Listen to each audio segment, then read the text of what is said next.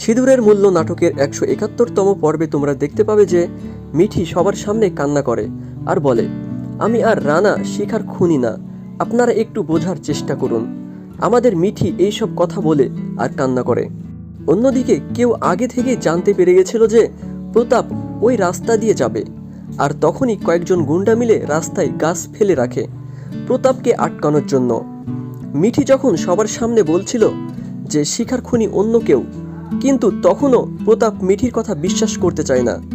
অন্যদিকে মিঠি তার প্রমাণ খোঁজার জন্য রাতের অন্ধকারে বেরিয়ে পড়ে একা একা, কারণ মিঠির হাতে আর আধা ঘন্টা সময় আছে।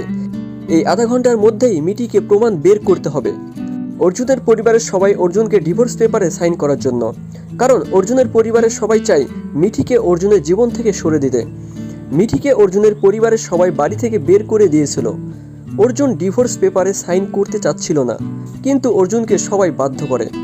অতঃপর অর্জুন যখন ডিভোর্স পেপারে সাইন করতে যাচ্ছিল, আর তখনই একটা জোরে বাতাস এসে ডিভোর্স পেপারটি উড়ে চলে যায় মিঠির কাছে। আর মিঠি যখন কাগজটি দেখতে পায়, তখন মিঠি অনেক কান্না করে, কারণ মিঠি অর্জুনকে ছাড়তে চায় না। মিঠি যখন কান্না করছিল, আর তখন মিঠির কাছে আসে মিঠির দাদি শাশুড়ি। তখন মিঠি তার দাদি শাশুড়িকে জড়িয়ে ধরে আর আরও বেশি কান্না করে। মিঠির দাদি শাশুড়ি মিঠিকে বলে, তুমি এই খেলা শেষ করে দাও মিঠি, তুমি আবার বাড়িতে ফিরে চলো। মিঠিকে অনেক বোঝানোর চেষ্টা করে মিঠির দাদি শাশুড়ি। অর্জুন যখন বাড়িতে ফিরে আসে, তখন অর্জুনের মা বলে, অর্জুন বেটা, ডিভোর্স পেপারের কাগজটা কই? আর তখনই সেখানে চলে আসে মিঠি। তখন মিঠি বলে, কাগজ আমার কাছে আছে। আর মিঠিকে দেখে সবাই অবাক হয়ে যায়। মিঠিকে দেখে সবাই অনেক রেগে যায়।